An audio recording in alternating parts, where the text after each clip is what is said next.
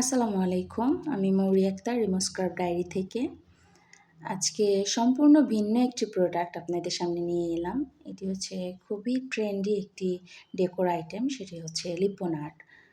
আপনারা অনেকেই এটা সম্পর্কে জানেন কারণ এটি অনেক বেশি ফেমাস বর্তমানে। অনলাইন স্ক্রল করলে আপনারা একটি না একটি ভিডিও অবশ্য আপনাদের সামনে আসবে। লিপ্পন আর্ট আসলে অনেক বেশি সুন্দর এবং অ্যাট্রাকটিভ একটি ডেকোর আইটেম। তো আমি অনেকদিন ধরেই লিপ্পন আর্ট এর ভিডিওগুলো দেখি। তো আমার খুব বেশি ইচ্ছে ছিল একটি লিপ্পন আর্ট তৈরি করার। কারণ এটি দেখতে অনেক বেশি সুন্দর আসলে। তো আমি কনফিউজ ছিলাম যে পারবো না পারবো কিনা। বাট হ্যান্ডক্রাফট যেকোনো জিনিস আমার করতে তো ভালোই লাগে। তো ভাবলাম যে একটা রিস্ক নিয়ে নিই। তো আমি এই একটি প্রোডাক্ট করার জন্য অনেকগুলো প্রোডাক্ট কিনেছি। এগুলো বানাতে অনেক কিছুই লাগে।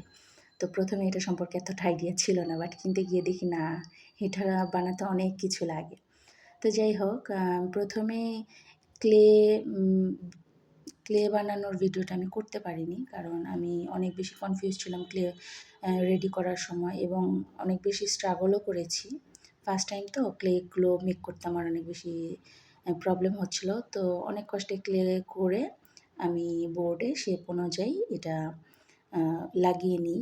দেন আমি দেখেছি আসলে কিছু লিপ্পন আর্টে সরাসরিও কালার অ্যাপ্লাই করা যায়, আবার কিছুতে জেসো দেওয়ার পরে কালার অ্যাপ্লাই করে। তো আমার কাছে জেসো ছিল না, তো সেই জন্য ভাবলাম সরাসরি কালারটা অ্যাপ্লাই করি। বাট আমি যতটা গ্লেজি কালার চাচ্ছিলাম, কেন যেন সেই কালারটা আসছিল না। কালারটা দেওয়ার পরে অনেকটা মানে ডার্ক কালার শেড শো করছিল বোর্ডের কারণে। তো সেই কারণে আমার বারবার কালারটা অ্যাপ্লাই করতে হয়েছে। তো যাই হোক, আমি পুরো কালার করার ভিডিওটাও করতে পারিনি, কারণ করতে গিয়ে অনেক বেশি প্যারা নিতে হয়েছে আমারে, যার কারণে অল্প অল্প করে মিনি ব্লগ করে আমি এটা করছি।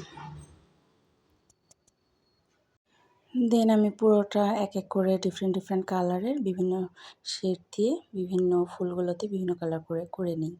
তো পুরো ভিডিওটা আমি করতে পারিনি, কারণ সময় মতো আমি ভিডিওগুলো করতে পারিনি, এতটা অভ্যস্তও ছিলাম না।